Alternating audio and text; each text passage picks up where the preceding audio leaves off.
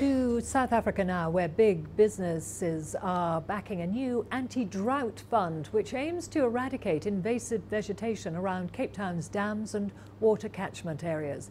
It's spearheaded by global conservation group, the Nature Conservancy. This will be the second dedicated water fund in Africa. The first was implemented here in Nairobi 2 years ago. CGTN's Travers has this report. Alien invasive trees are a problem wherever they are, and in Cape Town they drain 1/3 of all the city's water resources, leaving many drought-weary residents shortchanged in the process.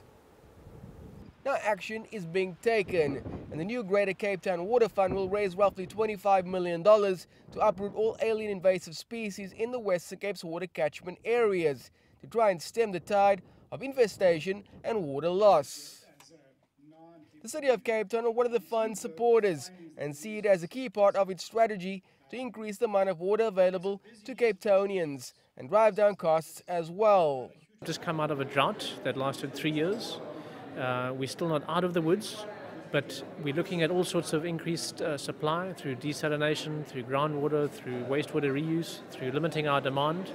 But by far the cheapest source of supply is actually to remove the aliens within the catchment. And this work to be done by the Greater Cape Town Water Fund will assist in that regard.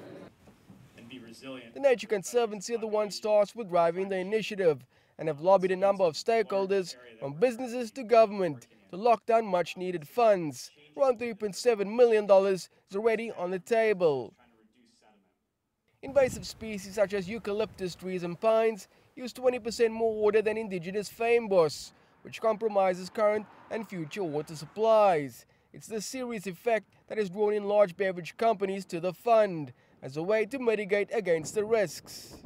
The Coca-Cola Foundation supported the water fund that was established in Kenya in 2016, and so when the proposal was made to launch a similar fund in Cape Town, it felt like a natural decision for the Coca-Cola Foundation to invest in it and for us to support it. Water is very important to our business, water is important to the communities in which we operate, and so water security is a critical component to invest in from a business perspective. The augmented water sources that are currently in use are also 10 times more expensive per litre to produce compared to the eradication method, so it's sustainable and creates jobs. But this is just the start of a far broader expansion of African-wide water funds. We're now seeing 2 water funds in Africa established. We're looking at going on to 15 to 20 similar facilities. We're going to involve millions of people. Our estimate is not less than 50 million people, probably 100 million people. We're going to cover more than 50 million acres of land where this water comes from. For now, those stakeholders are hoping more businesses and government entities will come to the table so that work can start in earnest and that teams can start fanning out to different dams and catchment areas on the eradication process. In the first 6 years of clearing the alien invasive species, the program is set to yield over 55 billion litres of new supplies, which equates to roughly 2 months of Cape Town's drinking water. Travers, CGTN, Cape Town.